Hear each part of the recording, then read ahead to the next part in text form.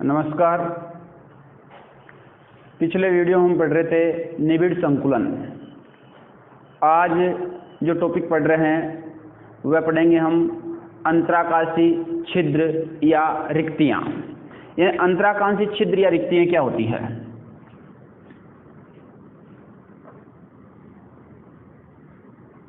अंतराकाशी छिद्र या इनको बोल सकते हैं हम रिक्तियाँ।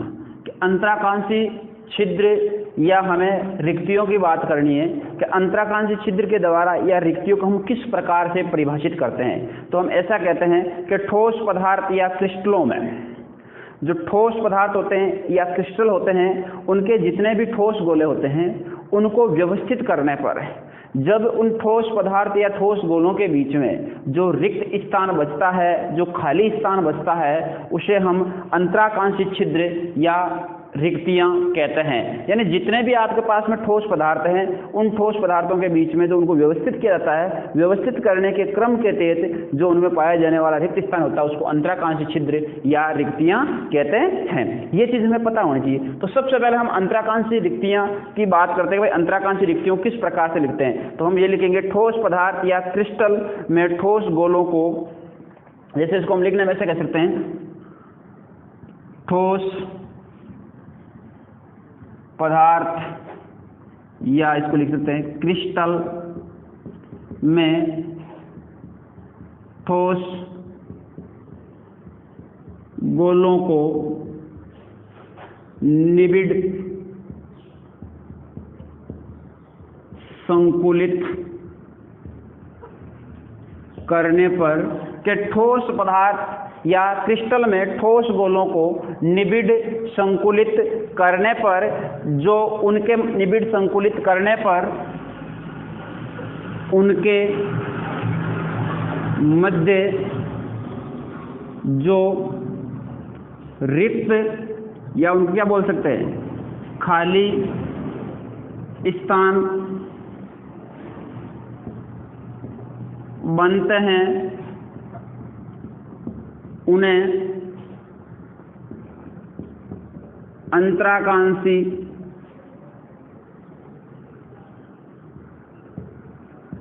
छिद्र, यहाँ पे आप अंतराकांक्षी छिद्र लिख सकते हो या इनको आप रिक्तियाँ भी कह सकते हो। अंतराकांक्षी छिद्र या रिक्तियाँ कहते हैं। जैसे आपने ये ठोस गोले लिए और इन ठोस गोलों को आपने इस प्रकार से व्यवस्थित किया। अब व्यवस्थित करने के बाद में इस ठोस गोलों के बीच में ये छिद्र है, खाली जगह है कि नहीं है, इन ठोस गोलों के बीच में ये खाली जगह है कि नहीं है, इन खाली जगहों को हम क्या बोलेंगे, अंतराकांक्षी छिद्र। यानी कोई भी आपके पास में ठोस गोले हैं या क्रिस्टल के ठोस गोले हैं, उन ठोस गोलों को हम निबिड़ संकुलित करते हैं, उनको क्लोज पैकिंग करते हैं और क्लोज पैकिंग करते वक्त उनके मध्य जो पाए जाने वाले रिक्त स्थान होते हैं, उन रिक्त स्थानों को हम अंतराकांक्षी छिद्र या रिक्तियाँ कहते हैं। इन अंतराकांक्षी छिद्र या रिक्तियों की हम बात करें तो हम ये कह सकते हैं,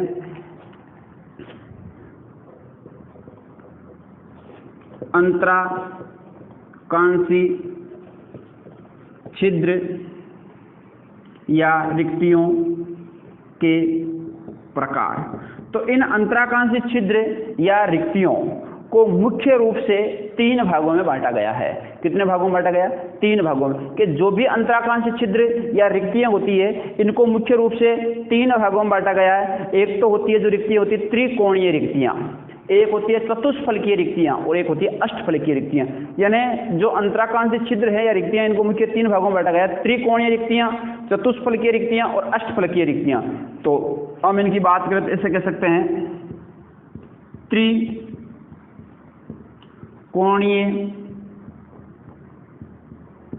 रिक्तियां, चतुष्फलकीय रिक्तियां, अष्टफलकीय रिक्तियां।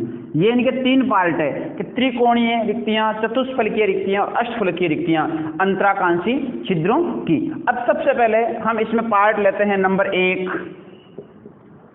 त्रिकोणीय रिक्तियां या छिद्र। त्रिकोणीय रिक्तियां या छिद्र की बात करें तो त्रिकोणीय और रिक्तीय छिद्र में क्या होता है कि जब एक परत के ठोस गोले एक दूसरे को स्पर्श करते हैं और उन ठोस गोलों के मध्य जो रिक्ति बनती है, इसमें हम यही लिख सकते हैं कि जब एक परत के ठोस गोलों को व्यवस्थित किया जाता है तो वह एक दूसरे से स्पर्श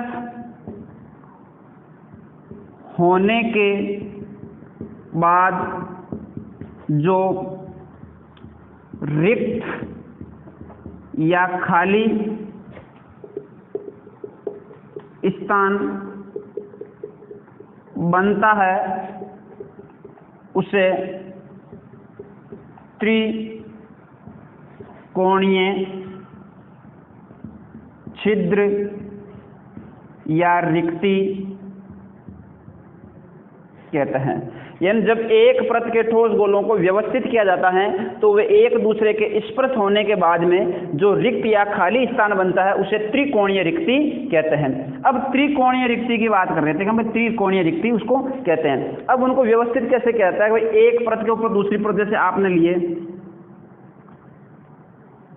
ये ठोस गोले लिए, एक तो इस प्रकार से बना दिए और एक आपने यही ठोस गोले लिए और इस प्रकार से एक गोला बना दिया। अब देखना, इसमें दो स्थिति बन रही है, एक तो ये बन रहा है और इसमें एक ये बन रहा है। तो इसमें दो चीजें बन रही है, एक तो इस प्रकार से मुखवाड़ा बन रहा है और एक इस प्रकार से मुखवाड़ा बन रहा है। ये दो बन रहे कि नहीं बन रहे कि जो भी आपके पास में त्रिकोणीय रिक्ति है, त्रिकोणीय रिक्तियों में एक परत के ऊपर दूसरी परत व्यवस्थित करते हैं। तो व्यवस्थित करने पर इसमें दो भाग बनते हैं, एक भाग होता अधोमुखी, एक भाग होता ऊर्ध्वामुखी। जो आपके पास में ऊर्ध्वामुखी भाग होता है उसको हम बोलते हैं ऊपरी मुखी। इसको क्या बोलेंगे? ऊर्ध्वमुखी, या इसको बोल सकते हैं ऊपरी मुखी। ये क्या होगा? अधोमुखी यानी निचले मुख वाला। तो इसमें ये दो प्रकार की रिक्तियां बनती है। आपने एक प्रकार के गोले लिए, उनको व्यवस्थित किया, व्यवस्थित करने के बाद जो खाली स्थान बचा, इस खाली स्थान को हम रिक्तिका कहेंगे। अब इस रिक्तिका का मुंह ऊपर की तरफ है तो ऊर्ध्वमुखी या ऊपरी मुखी होगा, इसका नीचे की तरफ है तो इसको क्या कहेंगे? अधोमुखी कहेंगे। अब इसके बाद में त्रिकोणीय रिक्तियों के बाद में नंबर 2 जो पार्ट आता है वह आता है चतुष्फलकीय रिक्तियां। चतुष्फलकीय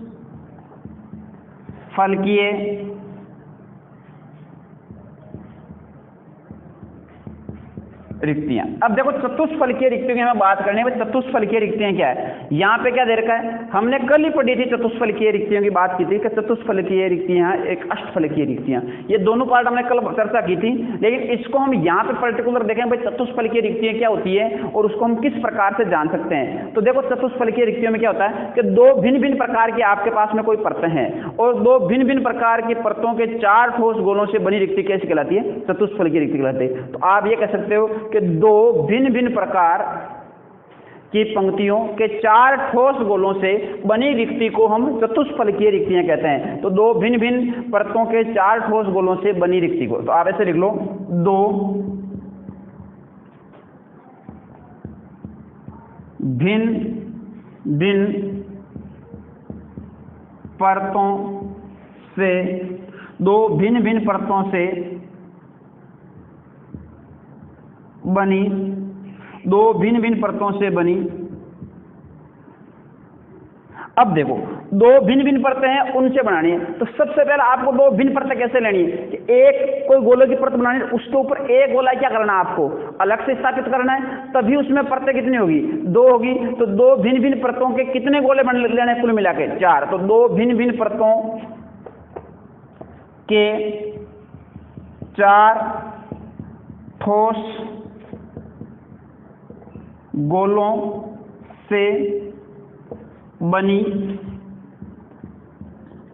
रिक्ति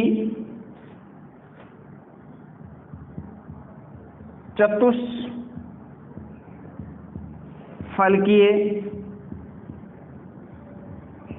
रिक्तियां कहलाती है। तो दो भिन्न भिन्न परतों के चार ठोस गोलों से बनी रिक्ति चतुष्फलकीय रिक्तियां कहलाती है। तो ये चीज हमें पता होनी चाहिए कि दो ठोस गोले लेने, उनसे आपको परत बनानी है। तो इस प्रकार की जो परतें होती है उनका आकार चतुष्फलक के समान तो नहीं होता है, लेकिन चार ठोस गोलों की रिक्तियां बनती है और उनके कोनों को आपस में मिला देते हैं। कैसे मिल जाती है, चतुष्फलकीय। तो हम इसमें यह कह सकते हैं कि इस प्रकार की जो होती है उनमें चतुष्फलकीय आकार तो नहीं होता है, लेकिन उन चार ठोस गोलों को यदि हम परस्पर मिलाते हैं तो मिलाने के कारण जो उनमें आकृति डिफाइंड होती है, उसी आकृति को हम चतुष्फलकीय रिक्ति की संख्या देते हैं। किसकी संख्या देते हैं, चतुष्फलकीय रिक्ति की संख्या देते हैं। जैसे हम बात करें, ऐसे कह सकते हैं, यहां पे देखना ध्यान से,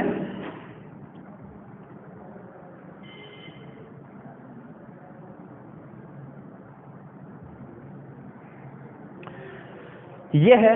अब इन तीन गोले थे, अब गोला कितना लेना है हमें, एक, और उस गोले को इसके ऊपर क्या करना है, हमें स्थापित करना है। अब स्थापित करने के बाद आपने इस प्रकार से इसको स्थापित कर दिया, तो ये चार ठोस गोले हो गए। अब चार ठोस गोलों की हम बात करेंगे, भाई चार ठोस गोले परस्पर मिले कैसे हैं। तो उन चार ठोस गोलों को मिलाने के लिए जो आपके पास में केंद्र बिंदु है, ये तो क्या हुआ, यहाँ पे केंद्र बिंदु, एक यहाँ पे रहेगा, एक यहाँ पे रहेगा, एक यहाँ पे रहेगा। ये तीन बिंदु, इस प्रकार चार बिंदु हो गए, 1 2 3 और 4। देखो इसको इस प्रकार से, इसको इस प्रकार से, इसको इस प्रकार से, यहाँ से और यहाँ से ये संरचना बनती है नहीं बनती है। तो इसको हम कैसे कर सकते हैं, ये संरचना बनी कि नहीं बनी। अब इस संरचना को हम किस संरचना कहेंगे, चतुष्फलकीय। कैसे कहेंगे, चतुष्फलकीय। तो हम ये कह सकते हैं कि दो भिन्न भिन्न परतों के, दो भिन्न भिन्न परतें कैसी थी, ये दो अलग अलग साइज के ऊपर परत आ गई, तो दो भिन्न भिन्न परतों के कितने ठोस गोले, चार ठोस गोले। क्या भाई तीन तो ये, एक यहाँ पे बना दिया, तो कुल कितने हो गए, चार ठोस गोले हो गए। अब चार ठोस गोलों से बनी जो रिक्ति है, अब इनसे जो रिक्ति बनती है वे किस आकृति की होती है, चतुष्फलकीय आकृति की होती है। कैसी आकृति की होती है, चतुष्फलकीय आकृति की होती है। अब इस चतुष्फलकीय आकृति की जो रिक्ति बनी है, उस रिक्ति में विशेष तौर से आपको क्या ध्यान रखना है, उसके बारे में हम देखेंगे। इसमें आपको विशेष तौर से इंपॉर्टेंट डाल के क्या याद करना, उसको देखते हैं हम।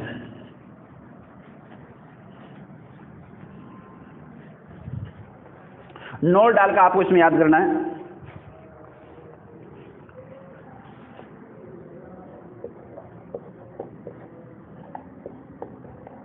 किसी भी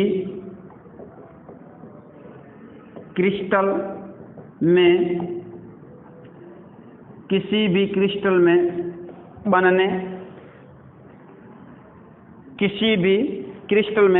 वाली रिक्तियों की संख्या, किसी भी क्रिस्टल में बनने वाली जो रिक्तियां हैं उनकी यदि हमें संख्या ज्ञात करनी है कि भाई ये संख्या किस प्रकार से होती है, तो जो किसी भी क्रिस्टल में बनने वाली रिक्तियों की संख्या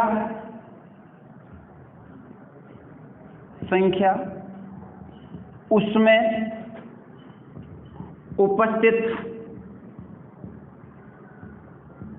परमाणु की संख्या से दोगुनी होती है। अब ये चतुष्फलकीय रिक्तियों में आपको विशेष तौर से जानना है, किसी भी क्रिस्टल में बनने वाली रिक्तियों की संख्या उस क्रिस्टल में बनने वाले परमाणु की संख्या क्या होती है, दुगुनी होती है। तो इस नोट को हमें विशेष तौर से ध्यान रखना है कि किसी भी क्रिस्टल में बनने वाली रिक्तियों की संख्या उसमें उपस्थित परमाणुओं की संख्या से कैसी होती है, दो गुनी होती है। यदि परमाणुओं की संख्या n है तो उसमें रिक्तियों की संख्या क्या होगी, 2n। तो ये चीज हमें विशेष तौर से ध्यान रखनी है, किसमें, चतुष्फलकीय रिक्तियों में। और इसमें यदि परमाणुओं की संख्या ज्ञात करें हम, जब चतुष्फलकीय रिक्तियों में परमाणुओं की संख्या क्या लिखेंगे, परमाणुओं की संख्या बराबर, अब किसकी संख्या निकालनी है हमें? परमाणुओं की संख्या निकालनी है। तो परमाणुओं की संख्या के लिए क्या लिखेंगे? परमाणु की संख्या के लिए हमें लिखना है 2 इंटू चतुष्फलकीय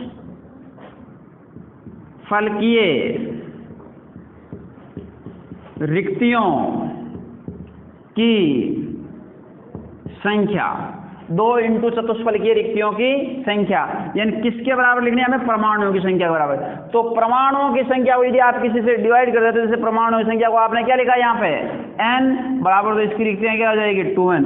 ये एक इंपॉर्टेंट फॉर्मूला मान लो आप, इसको n बराबर 2n मानना है, इसको आपको याद रखना है, क्योंकि इसके अकॉर्डिंग हम इस चैप्टर के एंड में न्यूमेरिकल क्वेश्चन करेंगे, वहां पे इसकी जरूरत होगी। तो हमें ये ध्यान रखना है कि परमाणुओं की संख्या, तो परमाणुओं की संख्या क्या? 2 इंटू चतुष्फलकीय रिक्तियों की संख्या, तो 2 तो ये आ गई, चतुष्फलकीय रिक्तियों की संख्या क्या? n, और ये किसके बराबर हो जाएगी? n के बराबर। तो n बराबर 2n किसमें होता है? चतुष्फलकीय रिक्तियों में होता है। ये आपको विशेष तौर से ध्यान रखना है। और ये किसी भी क्रिस्टल में बनने वाले रिक्तियों की संख्या उसमें उपस्थित परमाणु की संख्या से कैसी होती है? 2 गुनी होती है। तो ये चीज हमें अच्छी तरह से याद होनी चाहिए। अब इसके बाद में जो हम आगे की बात करते हैं वह लेते हैं अष्टफलकीय रिक्तियां। कौन सी रिक्ति लेते हैं? अष्टफलकीय रिक्तियां। देखो, अष्टफलकीय रिक्तियों की यदि हम बात करते हैं तो अष्टफलकीय रिक्तियों में आपने क्या पढ़ा था कि 2 भिन्न भिन्न परतों के 6 ठोस गोले, अर्थात 2 त्रिकोणीय रिक्तियों या 6 ठोस गोलों से निर्मित रिक्तियां, यानी इसमें हम अष्टफलकीय रिक्तियों में आपने पहले ही यही पढ़ा है कि 2 भिन्न भिन्न प्रकार की परतें। तो सबसे पहले लिखो इसमें अष्टफलकीय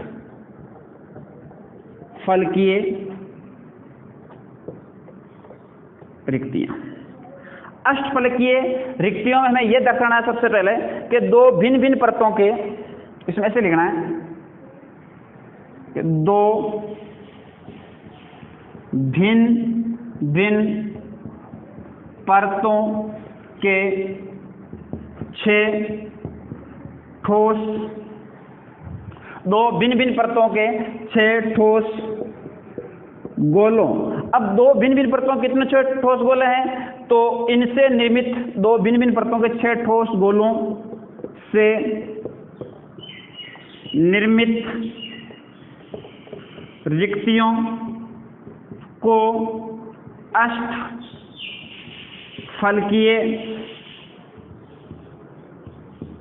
रिक्तियां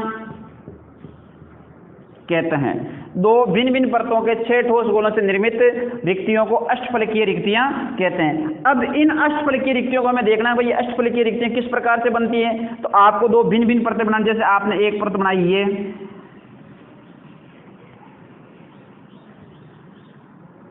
अब इनको जोड़ने के लिए आपको 2 प्रकार के गोलों की आवश्यकता है। एक गोला तो ये हो गया और एक गोला ये हो गया। इनमें जो परतें बनेगी उनसे द्वारा जो निर्मित समूह होगा वह कैसा होगा? अष्टफलकीय समूह होगा। तो कहने का मतलब क्या है, इसमें आप थोड़े से गोलों को ऊपर की तरफ बना लेना इस प्रकार से। तो इनमें आप कह सकते हो 1 2 3 और 4, यानी एक बिंदु इसमें, एक बिंदु इसमें, एक बिंदु इसमें, एक बिंदु, 4 हो गए। अब एक ऊपर की तरफ बिंदु होगा ऊपर वाले गोले में, एक नीचे की तरफ बिंदु होगा नीचे वाले गोले। इसको थोड़ा सा बड़ा बना देता हूं मैं, समझने के अकॉर्डिंग ध्यान से देख लेना एक बार आराम से।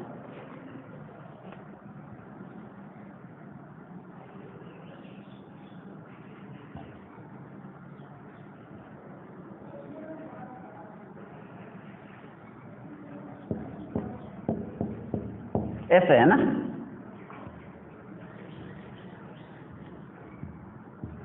ये डॉटेड लगा दिया आपने, इस प्रकार से इनको मिला दो, ये यहां पे आ जाएंगे और ये दोनों यहां पे चले जाएंगे। तो इस प्रकार की जो रिक्तियां होगी वह कैसे हो जाएगी आपके पास में? अष्टफलकीय रिक्तियों की संख्या दे दी जाएगी उसको। तो ये चीज आपके पास में अष्टफलकीय रिक्तियां होती हैं और 2 भिन्न भिन्न परतों के 6 ठोस गोलों से निर्मित 1 2 3 4 5 और 6 ठोस गोले हैं और इनसे निर्मित रिक्तियों को हम अष्टफलकीय रिक्तियों की संख्या देते हैं। अब इन अष्टफलकीय रिक्तियों में आपको ये ध्यान रखना है कि परमाणु की जो संख्या होती है इसमें आपको ये विशेष तौर से ध्यान रखना है कि परमाणुओं की संख्या बराबर अष्टफलकीय रिक्तियों की संख्या। परमाणुओं की संख्या बराबर अष्टफलकीय रिक्तियों की संख्या। परमाणु संख्या क्या आती है? n। तो अष्टफलकीय रिक्तियों की संख्या भी क्या होगी? n। ये दोनों चीजें इंपॉर्टेंट हैं, इनको अच्छी तरह से याद रखना। ये आपसे अनेक प्रकार से इनसे क्वेश्चन बनेंगे, उन क्वेश्चनों में इनकी महत्वपूर्ण भागीदारी होगी। तो इन दोनों चीजों को आप अच्छी तरह से याद रखना। अष्टफलकीय रिक्तियां, तो आपके पास में तीनों रिक्तियां थी, त्रिकोणीय रिक्तियां, उसके बाद में चतुष्फलकीय रिक्तियां, उसके बाद में थी अष्टफलकीय रिक्तियां। ये तीनों प्रकार की रिक्तियां क्या होती है? कंप्लीट होती है। अब इसके बाद में हम आगे बात करते हैं।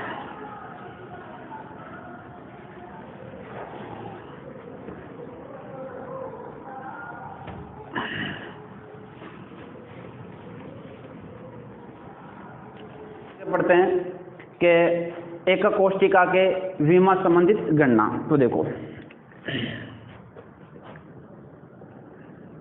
एकक कोष्ठिका के विमा संबंधित गणना। अब एकक कोष्ठिका के विमा संबंधित जो गणना है उसकी हम बात करेंगे। वे विमा संबंधित गणना किस प्रकार से की जाती है? तो कोई भी यदि आपके पास में एकक कोष्ठिका दे रखी है तो उस एकक कोष्ठिका का घनत्व, आयतन और भुजा, तीन चीजें हमें जानना चाहिए कि एकक कोष्ठिका का घनत्व d, आयतन v और भुजा a। ये जो तीन बिंदु हैं, इन तीनों के बिंदुओं के द्वारा हम उसकी क्या करते हैं? विमा के संबंध उसकी क्या करते हैं? हम गणना करते हैं। तो ये तीन बिंदु हमें अच्छी तरह से पता होना चाहिए कि कोई भी आपके पास में एकक कोष्ठिका दे रखी है तो इन कोष्ठिकाओं के संबंधित विमा गणना करें। तो हम इसमें ये कह सकते हैं, माना कि एकक कोष्ठिका, इसमें ऐसे लिख सकते हैं, माना कि जो आपके पास में एकक कोष्ठिका है उस एकक कोष्ठिका का घनत्व, आयतन और भुजा। तो उसके बारे में हमें लिखना है, माना कि एकक कोष्ठिका का घनत्व d,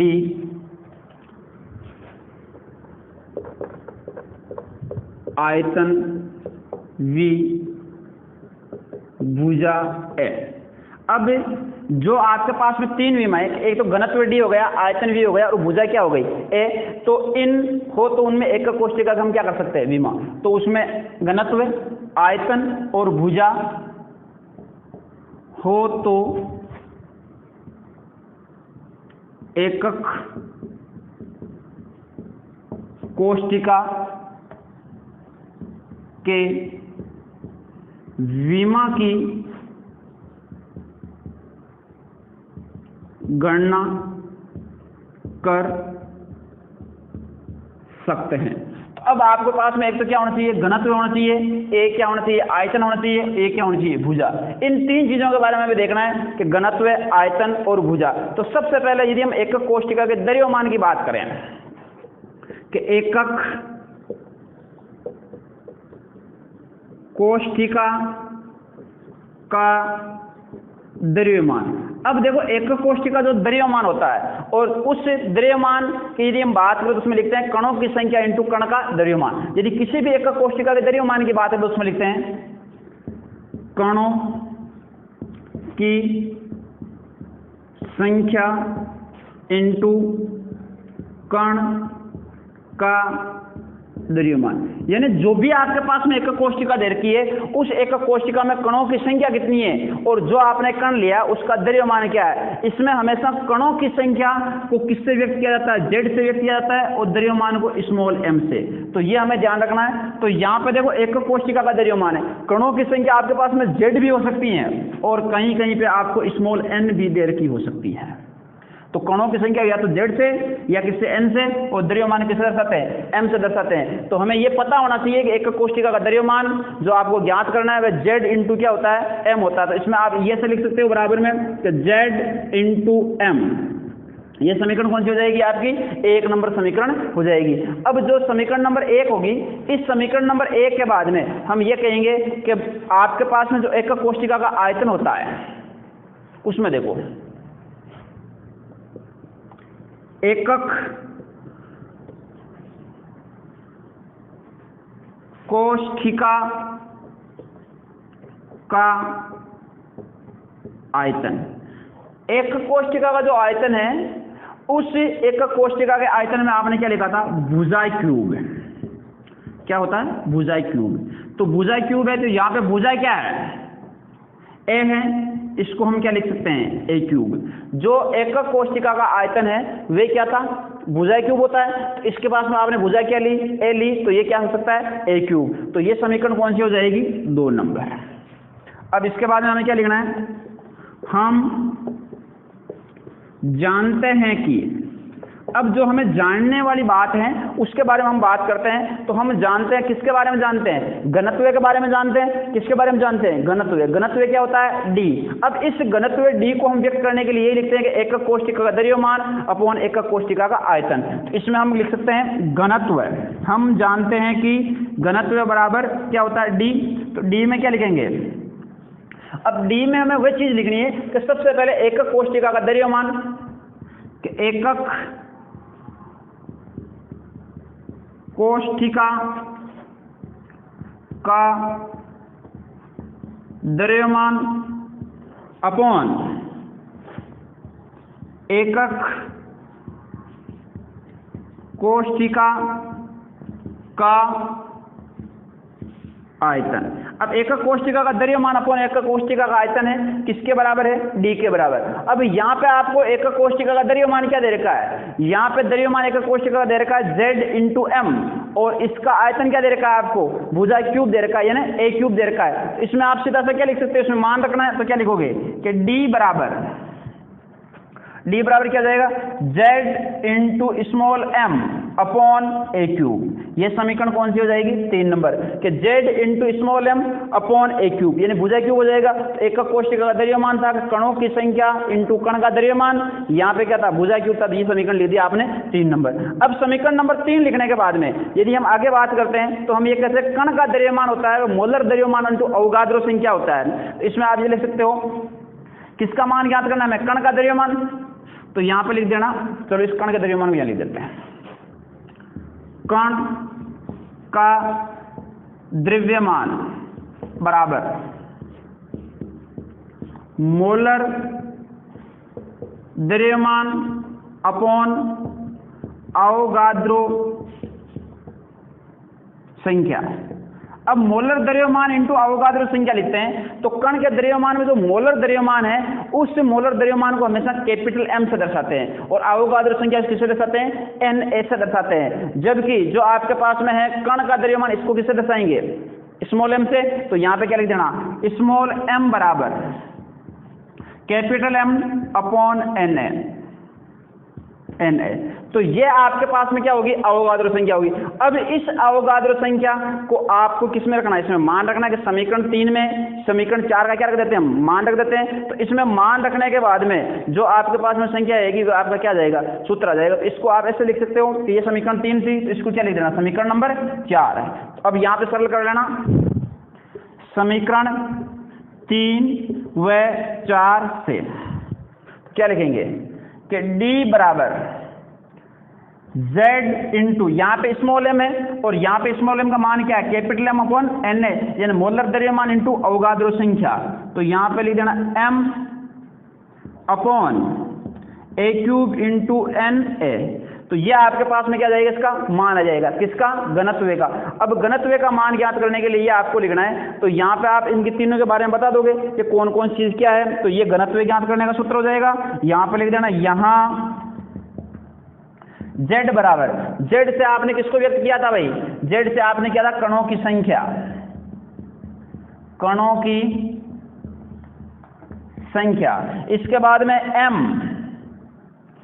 M क्या? कैपिटल एम है। ये कैपिटल एम क्या? मोलर द्रव्यमान। इसके बाद में यह क्या है? ए क्यूब भुजा, और Na क्या है? अवोगाद्रो संख्या। तो यह आपके पास में घनत्व ज्ञात करने का सूत्र होता है D बराबर Z into M upon a cube into Na। तो ये एकक कोष्ठिका में विमा संबंधित गणना क्या होती है? कंप्लीट होती है। इसको आप ए क्यूब जहां पे हो, भुजा हो जहां पे, उसको आप भुजा भी कह सकते हो। दूसरे शब्दों में इसको आप कोर भी बोल सकते हो। क्या बोल सकते हो? कोर। भुजा या कोर एक ही चीज होती है, तो इसको आप यहाँ पे ये भी कह सकते हैं, इसको हम कोर के द्वारा भी व्यक्त कर सकते हैं। तो ये होती है एकक कोष्ठिकाओं में विमा संबंधित गणना। इन विमा संबंधी गणनाओं में ये देख लेना कि मानना कि एकक कोष्ठिका में घनत्व है, आयतन और भुजा हो तो एकक कोष्ठिका में विमा संबंधित गणना कर सकते हैं। तो एकक कोष्ठिका का द्रव्यमान क्या होता है? कणों की संख्या इनटू कण का द्रव्यमान। कणों की संख्या को z या n किसी से व्यक्त कर सकते हैं और कण का द्रव्यमान को स्मॉल m से। तो z इंटू स्मॉल m समीकरण नंबर 1 हो गया। इसके बाद में एकक कोष्ठिका का आयतन, आयतन क्या है? आयतन है भुजा क्यूब। तो भुजा किसको माना आपने? ए को माना, तो यहाँ पे क्या हो गया? ए क्यूब। समीकरण नंबर क्या आ गई? 2।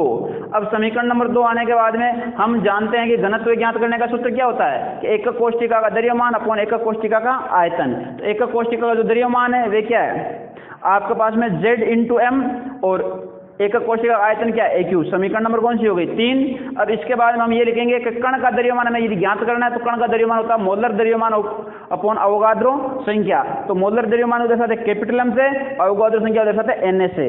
अब ये समीकरण होती है आपके पास में 4। तो समीकरण 3 और 4 से डी घनत्व z, स्मॉल m का मान क्या आ गया था आपके पास में?